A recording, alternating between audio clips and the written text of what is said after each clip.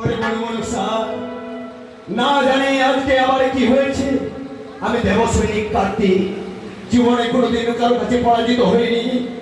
আজকে সামান্য দেবী মনসার কাছে আমি পরাজিত স্বীকার করছি। দাদা বলিস বলো তুমি এবার তোমার এবার নিক্ষেপ করো আমার মুখে। কি বলছো? হ্যাঁ, আমি দাদা।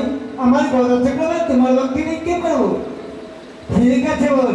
ওরে কার্তিক, তুমি ভয় করো না, তুমি পরাজিত হতে পারো, গণেশ করে পরাজিত হবে না। ঠিক আছে ভাই গোড়াই, পেলবান তৈরি যাও, আমি গলা চক্রবান তোমার লোককে নিক্ষেপ করছি। হিবেশ জয় শিব শম্ভু, জয় শিব শম্ভু, জয়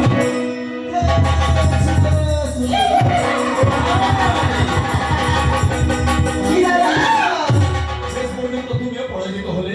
আরে কার্তিক, ওরে মনুষ্য, আজকে দুই ভাই মিলে আমরা পরাজিত স্বীকার করেছি, কিন্তু তোমার হস্তে যে রয়েছে সর্প, সেই সর্পের কি ক্ষমতা রয়েছে তুমি একবার বলতে পারো?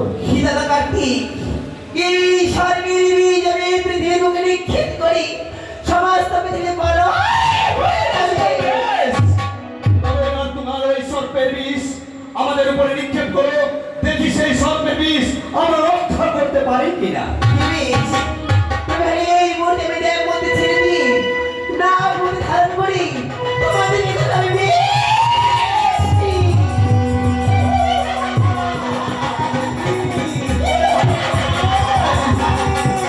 আমি জানি স্থির হয়ে থাকতে পারছি না। কার্তিক, ওগো মাতা, ওগো পিতা, তোমরা কে কোথায় আছো? এসে না, এসে তোমাদের পুত্রদের তুমি রক্ষা করো মাতা, রক্ষা করো।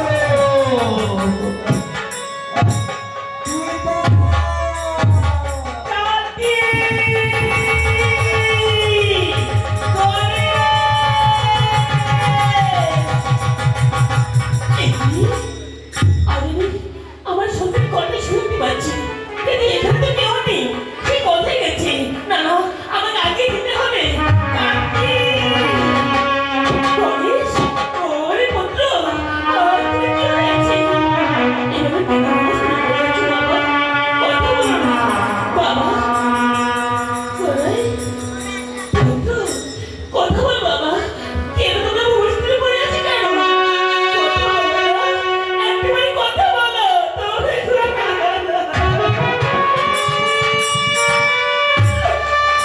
না, আমার দুই সন্তান রয়েছে, কিন্তু দেবী মনসা কোথায়? মনসা, মনসা!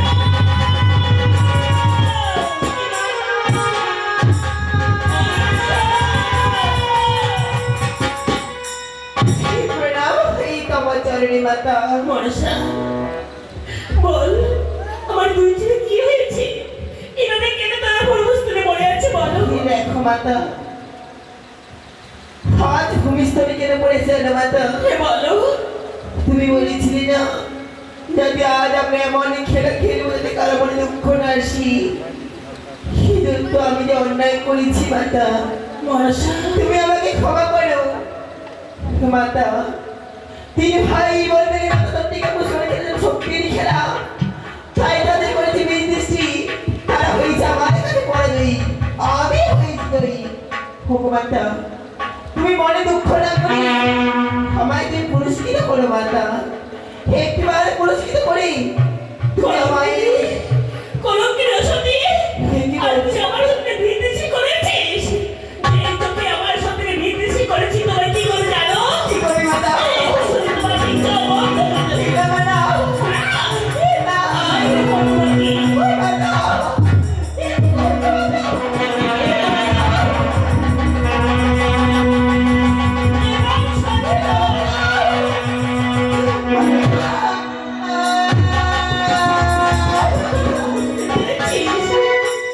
এবার বলতে পেরেছি কত জ্বালা।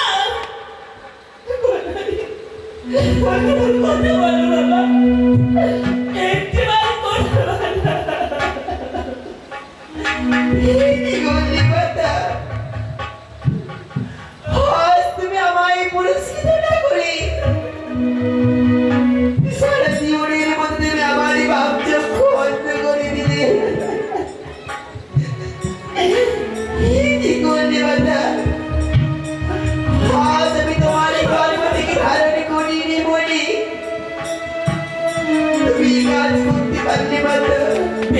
করেছি। তবে তুমি দেখতে মাতা হয়ে আমার চক্ষু অন্ধ করে দিয়েছো। তোমায় আমি কি করবো জানো? কি করবে আমায়? তোমাকেও আমি ছেড়ে কথা বলবো না। এই মুহূর্তে তোমাকে ছেড়ে দিয়ে হৃদয়ের মধ্যে ধারণ করি তোমায় আমি বললাম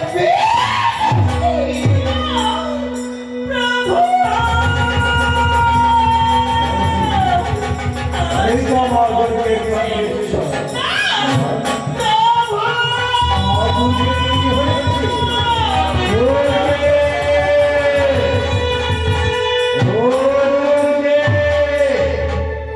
কি হয়েছে দুর্বি?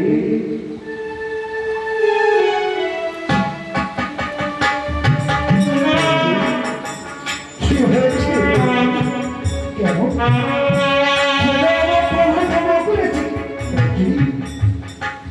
কেন কেন তারা ঘনিষ্ঠ করে রয়েছে না?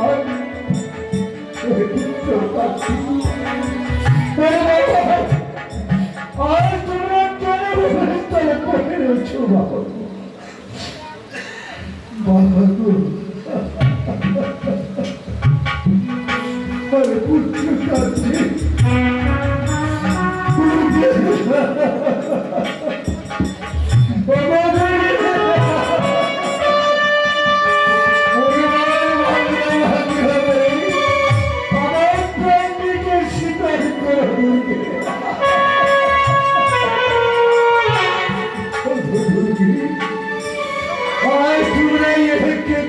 সবাই আমার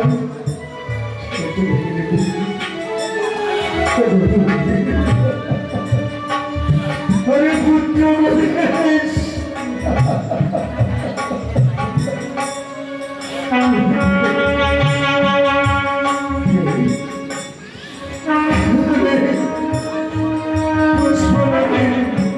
পশু পাখি গাছের লতা পাতা এই বৃত্তান্তের কথা যদি আমায় কেউ না বলি তবে আমি এই পৃথিবীকে প্রেম করতে চলেছি।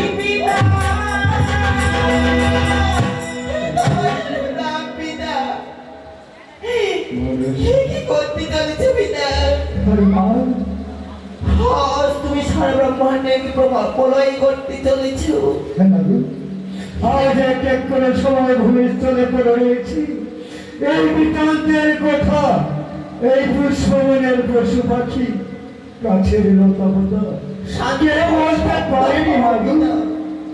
বলো মা, শান্ত হও কৈলাসবতী। বলো মা গো।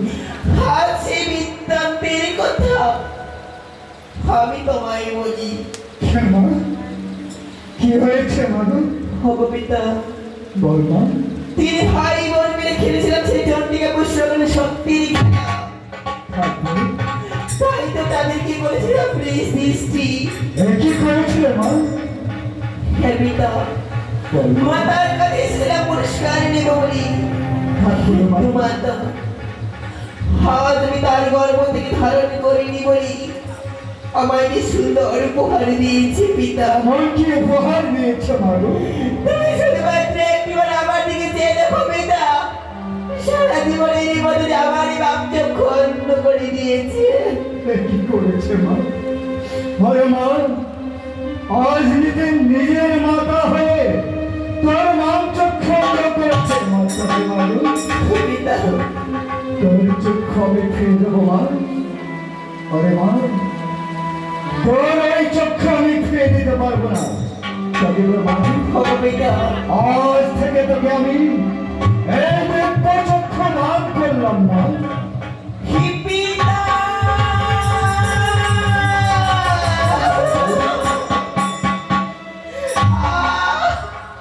হবো পিতা, বলো মা গো। সেই বিপদে করে দাঁড়ালে আর আমি সহ্য করতে পারছি না পিতা। কেন মা গো? ওরে মা, এই চক্ষু দিয়ে সারা পৃথিবী দেখতে পাবে মা গো। কি বলছো পিতা? হ্যাঁ মা। এই চক্ষু দিয়ে আমি সারা পৃথিবী দেখতে পারবো?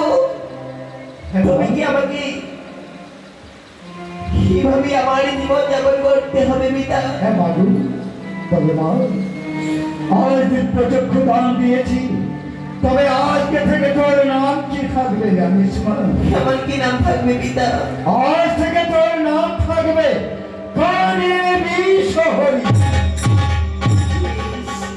এই বিশ্বের যত লোক আছে, ভক্ত রয়েছে, সবাই তোকে চিনবে এই কানে বিশহরি বলে মা। ও পিতা, হ্যাঁ মাগু, আজ যে তুমি আমার চক্ষু ফিরিয়ে দিয়েছো, আমি তাদেরকেও ফিরিয়ে দিচ্ছি। বেশ, তবে কি জানি কার্তিকতা গলায় দাদা মাথা ধরে থেকে তোমায় দিলাম আর এই মুহূর্তে ভালো নেই জমিনের উপর।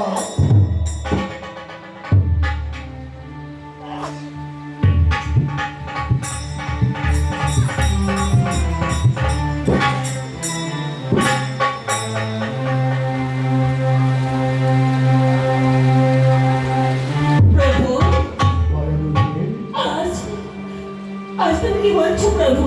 কেন দুর্গে? চাইলে তোমার সঙ্গে সংসার, আমি এই তোমার সংসার ছেড়ে এই মুহূর্তে চলে যাচ্ছি আমার গণেশ কার্তিককে নিয়ে ওই হিমালয়ে আমার বাড়িতে চলে যাচ্ছি। দাঁড়াও দুর্গে, এই আদেশ সদন আদেশ করে আজ যদি নিজের পেটে ধরতে এই কথা কি বলতে পারতে দুর্গে? প্রভু, বলে দুর্গে, আমি মনসায় রইলে আমি তোমার সংসারে থাকতে পারবো না। কেন দুর্গে? তাহলে থাকতে পারলে আমি আমার শর্ত রয়েছে। আমার কি সত্য রয়েছে? কেন প্রভু? দেখতে মনসা অনেক বড় হয়ে গেছে, আজ তুমি মনসাকে তুমি দিতে পারো বিয়ে, চলে পরের ঘরে চলে আমার সংসারে থাকবে কোনো বিসম্বর, আমরা থাকবো কত সুখী। তাই যদি হয় তবু না হলে আমি এই মুহূর্তে আমার বাবার বাড়ি চলে যাচ্ছি ওই হিমালয়ে। তোমার আদেশ আমি অক্ষরে অক্ষরে পালন করবো দুর্গে। এই মনুষ্যকে বিবাহ দিয়ে তোমার যদি মনের আশা পূর্ণ হয় আমি তাই করবো দুর্গে। কোথায় নারদ দিয়েছি? ওরা সবাই জানে আমার কথা,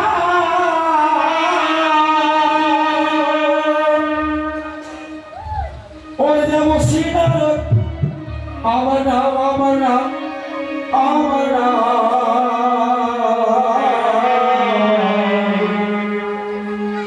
আর এটা হলো স্বর্গপুরী, আর এটা হলো মর্তধাম। ও এবার সবাই জানে আমার কথা।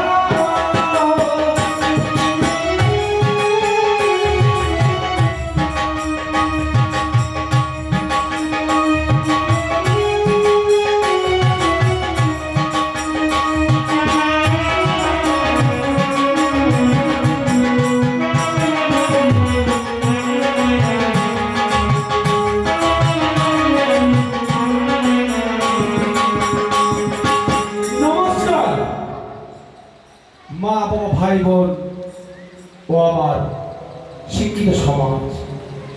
তাই তো বাবা, আবার দূর দূরান্ত থেকে এসে আপনার গ্রামে এইখানে শুধু এই তিনটি কাটবো বলে।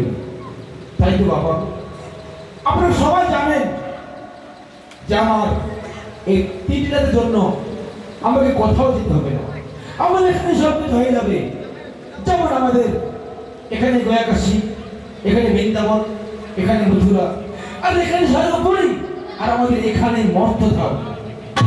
তাই তো বাবা, আপনারা সবাই দেখেছেন যে আমার ভোলা মামা কিছু কাণ্ড করে গেল। তোমরা সবাই দেখেছেন, হয়তো কারো মনে নেই, কিন্তু আমার সব মনে আছে। আমার মামার কাণ্ড দেখে আমি এখানে গান তৈরি করেছি, তাই গিয়ে শোনাচ্ছি, তোমরা একবার সবাই মধ্যে শুনে কেমন।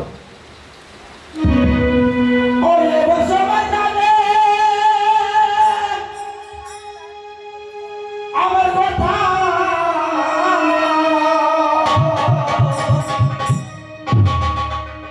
ওরে যাব সিনার, আমার নাম, আমার নাম, আমার নাম।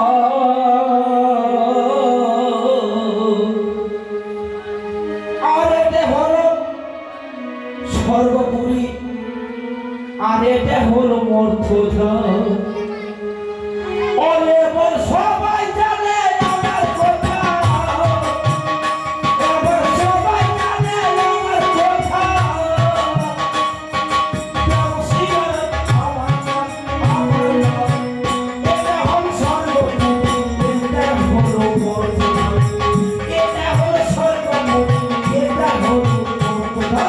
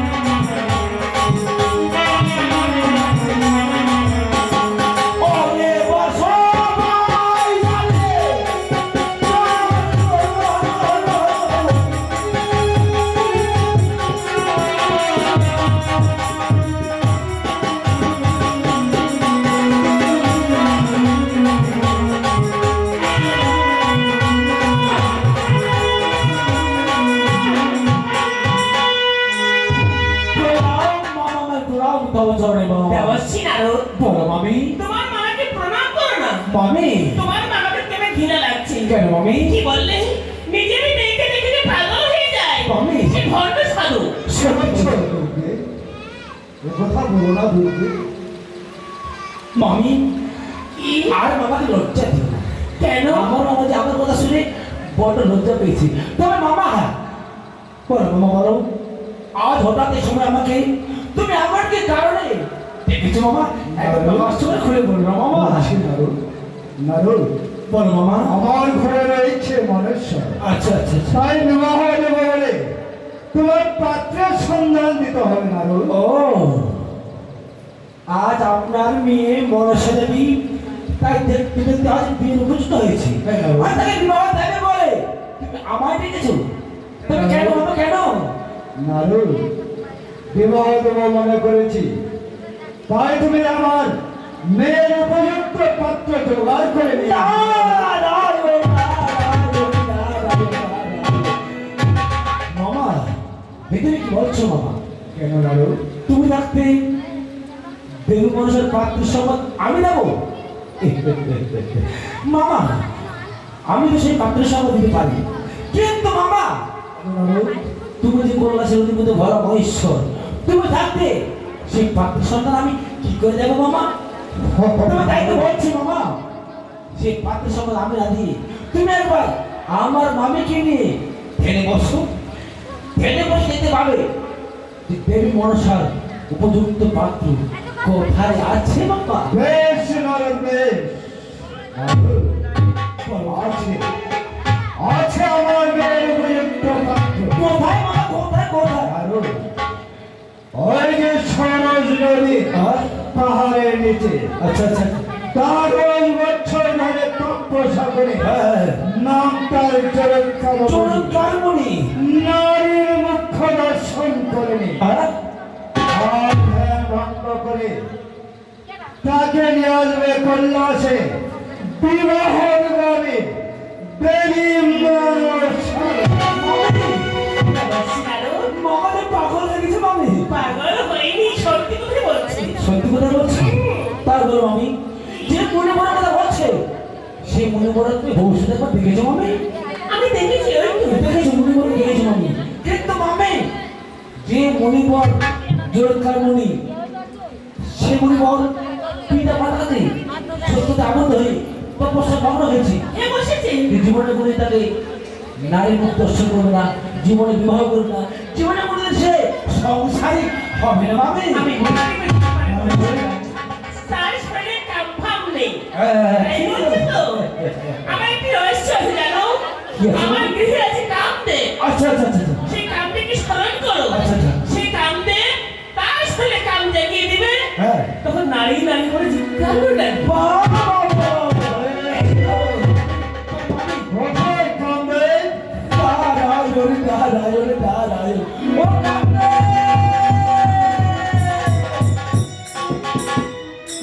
প্রণাম হই প্রভু তবচরণে।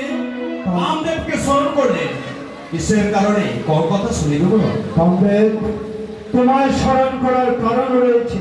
এমন কি কারণ রয়েছে বলো? ওই যে সরজ নদীর তীরে চরৎকারে তপস্যা করে 12 বছর ধরে নারীর মুখ্য দর্শন করেনি, তাই তার শরীরে কাম ভাব জাগিয়ে জাগ্রত করে তার ধ্যান ভঙ্গ করে এই নিয়ে আসতে হবে কৈলাসে বিবাহ দেবে দেবী মনসার সঙ্গে। ও প্রভু, এই 33 কোটি দেবতার মধ্যে আমি হলাম কামদেব। যার শরীরে কাম ভাব নেই তার শরীরে কাম ভাব জাগ্রত করাই আমার কার্য।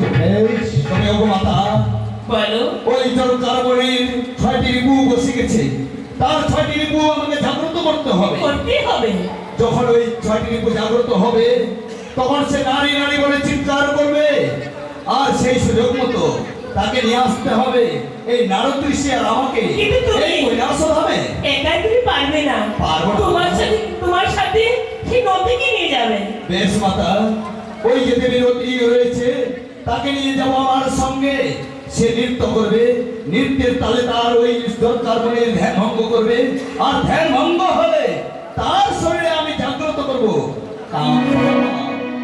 নারদ ঋষি, বলো কামদেব। তুমি যাবে তো আমার সঙ্গে? হ্যাঁ অবশ্যই যাবো। তাহলে তুমি চলো আগে, আমি যাবো তোমার পিছনে। বেশ, আর দেরি না করে তাড়াতাড়ি চলো ওই মণিবরের কাছে। তবে ওগো প্রভু, যাওয়ার পূর্বে আরেকটি কথা, ওই সরকার মুনির সন্ধান তাহলে কি আমাকে ভৎস করে দিতে পারে মাতা? হ্যাঁ, তুমি সামনে দাঁড়াবে না, পিছন থেকে তুমি কান ভাত জাগাবে। তাই করব প্রভু। প্রভু প্রভু, বলো তারা দেখো, তারা অনেক দূর চলে গেছে। চলো, আমরা কিছুক্ষণ তার পক্ষে থাকবো। বেশ দুর্গে এসো। দুর্গে